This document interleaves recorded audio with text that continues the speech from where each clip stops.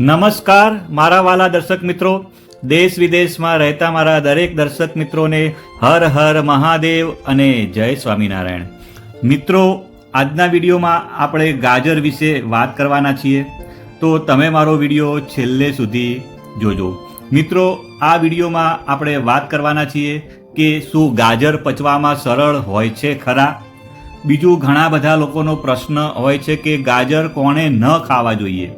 મિત્રો, ત્રીજો પ્રશ્ન ઘણા બધા લોકોને થતા હોય છે કે શું ગાજરથી કોઈ નુકસાન થાય ખરું?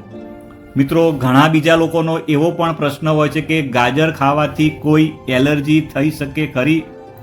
અને ઘણા બીજા લોકોનો એવો પણ પ્રશ્ન હોય છે કે શું ગાજર રાંધવાથી તેના પોષક તત્વોનો નાશ થાય ખરો? મિત્રો, એવા ઘણા બધા ફાયદા અને નુકસાન એના વિશે વાત કરવાનો છું. ઘણા લોકોનો પ્રશ્ન એવો હોય છે કે ગાજરને કાચા ખાવાથી વધારે ફાયદો થાય કે રાંધીને ખાવાથી? મિત્રો, અને છેલ્લે કે દરરોજ કેટલા ગાજર ખાવા જોઈએ અને શું આપણે દરરોજ ગાજર ખાઈ શકીએ ખરા? એવા ઘણા બધા પ્રશ્નોના જવાબ આપવાનો આ વિડીયોમાં હું પ્રયત્ન કરીશ, તો તમે મારો વિડીયો છેલ્લે સુધી જોજો.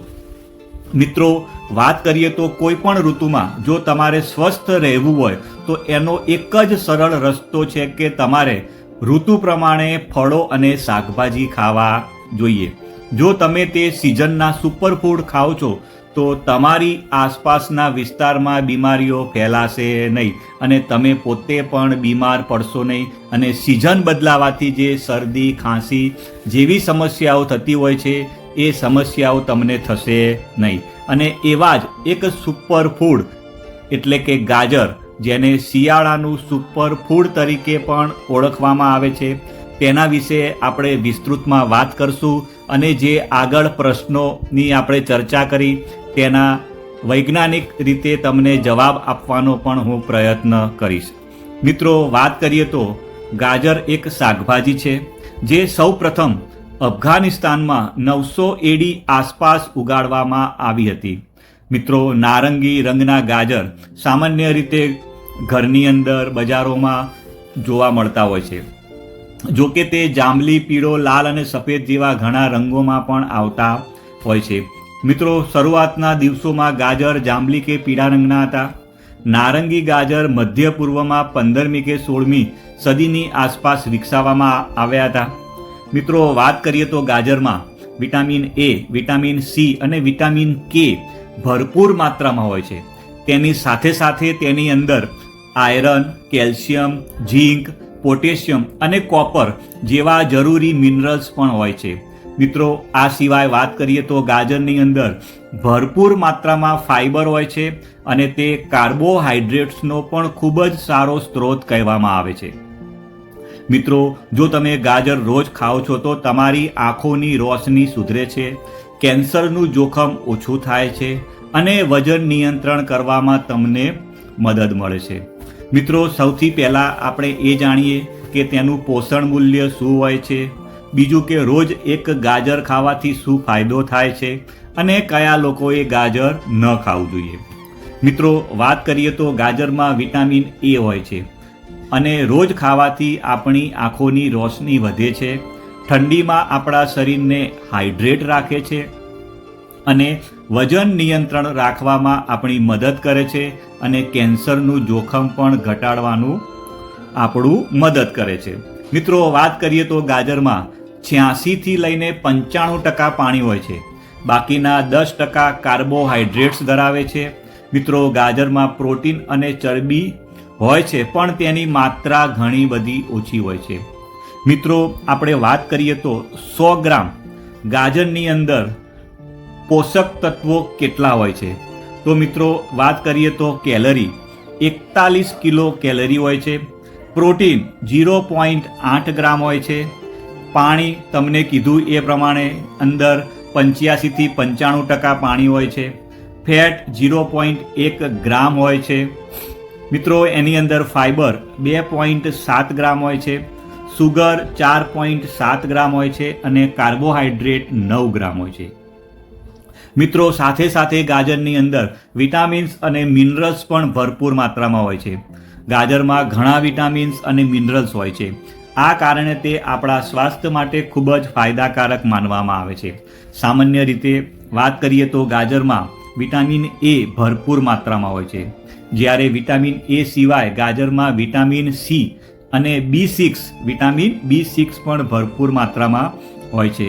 મિત્રો, વાત કરીએ તો 100 ગ્રામ ગાજરની અંદર કેટલા વિટામિન્સ અને મિનરલ્સ હોય છે તો વિટામિન એ દરરોજની જરૂરિયાતના 110% હોય છે, વિટામિન સી દરરોજની જરૂરિયાતના 9% હોય છે, વિટામિન B6 દરરોજની જરૂરિયાતના 5%, કેલ્શિયમ દરરોજની જરૂરિયાતના 3%, આયરન દરરોજની જરૂરિયાતના 1% અને મેગ્નેશિયમ દરરોજની જરૂરિયાતના 3% હોય છે.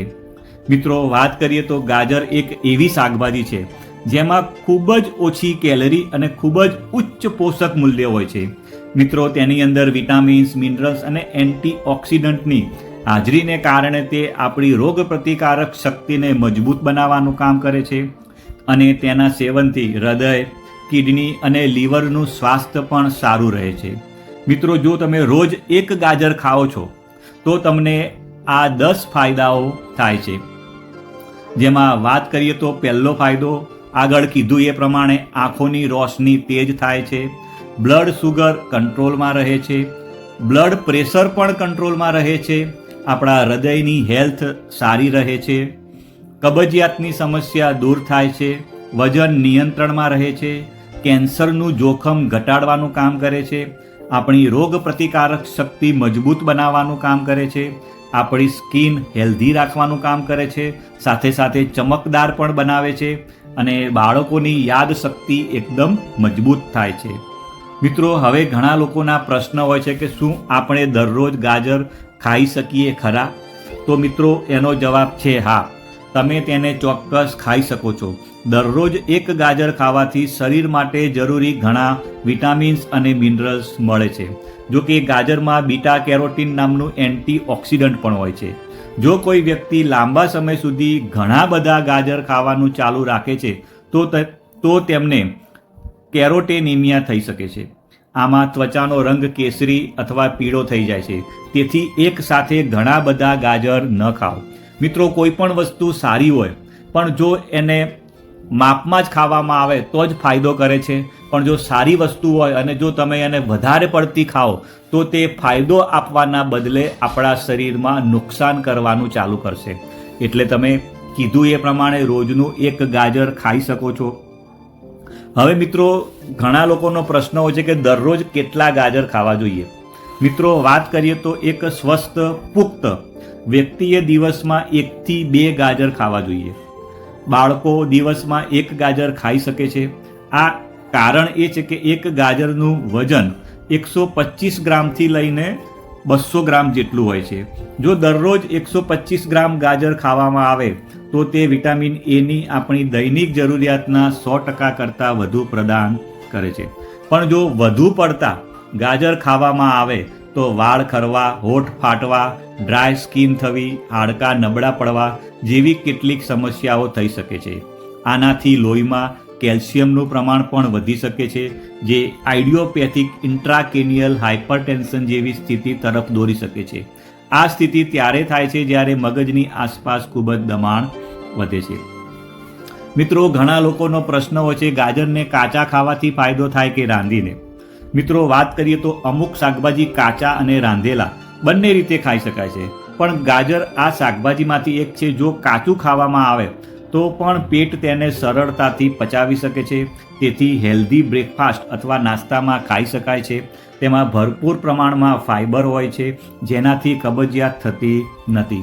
જો ગાજરને રાંધીને ખાવામાં આવે તો તે બીટા કેરોટીનને શોષવામાં સરળ બને છે અને જો તે ઇન્ફેક્શનનું જોખમ પણ ઘટાડી શકે છે.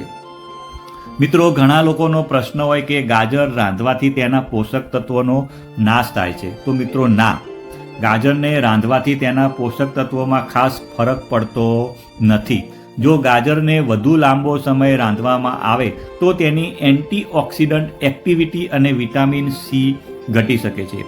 માત્ર ગાજરને ઉકાળવાથી અથવા તેને ધીમી આંચ પર રાંધવાથી તેના પોષણમાં બહુ ફરક પડતો નથી. તેનાથી વિપરીત આપણા શરીર માટે તેમાં રહેલા પોષક તત્વોને શોષવામાં એકદમ સરળતા રહે છે. મિત્રો, ઘણા લોકોનો પ્રશ્ન હોય છે કે શું ગાજર ખાવાથી કોઈ એલર્જી થઈ શકે ખરી? તો મિત્રો, એનો જવાબ છે હા. પોલોની ફૂડ એલર્જી સિન્ડ્રોમ ધરાવતા લોકોને ગાજર ખાધા પછી એલર્જી થઈ શકે છે. આ સિન્ડ્રોમમાં વ્યક્તિને કેટલાક કાચા ફળો, બદામ અને શાકભાજીની પ્રતિક્રિયા હોય છે, જેના કારણે ગળા, મોં અને કાનમાં ખંજવાળની સાથે સોજો પણ આવે છે. જો તમને ગાજર ખાધા પછી આવા કોઈ લક્ષણ દેખાય તો તરત જ તમારે ડૉક્ટરની સલાહ આવશ્યક લેવી જોઈએ. મિત્રો, ઘણા લોકોનો પ્રશ્ન હોય છે કે ગાજરથી કોઈ નુકસાન થાય ખરું? સામાન્ય રીતે વાત કરીએ તો ગાજર ખાવાથી કોઈ નુકસાન થતું નથી. જો કે સળંગ ઘણા દિવસો સુધી વધુ પડતા ગાજર ખાવામાં આવે તો તમને કીધું એ પ્રમાણે આપણી સ્કિન યલો અથવા ઓરેન્જ થઈ શકે છે. વધુ પડતા ગાજર ખાવાથી પણ પાચન સંબંધી સમસ્યાઓ થઈ શકે છે. કેટલાક કિસ્સાઓમાં એલર્જીક પ્રતિક્રિયાઓ પણ જોવા મળે છે. જો કોઈ આડઅસર દેખાય તો ગાજર ખાવાનું બંધ કરવાનું અને તરત જ ડૉક્ટરની સલાહ લેવી જોઈએ. હવે મિત્રો, પ્રશ્ન એ છે કે ગાજર કોણે ન ખાવું જોઈએ? તો આ લોકોએ ગાજર ન ખાવું જોઈએ જેમને ડાયેરિયા થયા હોય, જે લોકો કોઈ પણ હોર્મોનલ ઉપચાર લઈ રહ્યા હોય, જે લોકો પોલોની ફૂડ એલર્જી સિન્ડ્રોમ ધરાવતા હોય, એવા લોકોએ બને ત્યાં સુધી ગાજર ખાવાનું ટાળવું જોઈએ.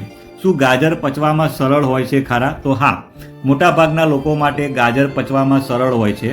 ગાજરમાં હાજર ફાઇબર તેના પાચનને સરળ બનાવે છે. નાના બાળકો અને આંતરડાની સમસ્યા ધરાવતા લોકોને કાચા ગાજરને પચાવવામાં મુશ્કેલી પડી શકે છે. જો તેને રાંધવામાં આવે તો તેનું પાચન દરેક માટે ખૂબ જ સરળ બની જાય છે. મિત્રો, તમને મારો વિડીયો સારો લાગ્યો હોય તો લાઈક કરજો અને તમે તમારા મિત્રોને આ વિડીયો વોટ્સઅપ ઉપર શેર કરજો. આવજો મિત્રો, બાય બાય, આવજો.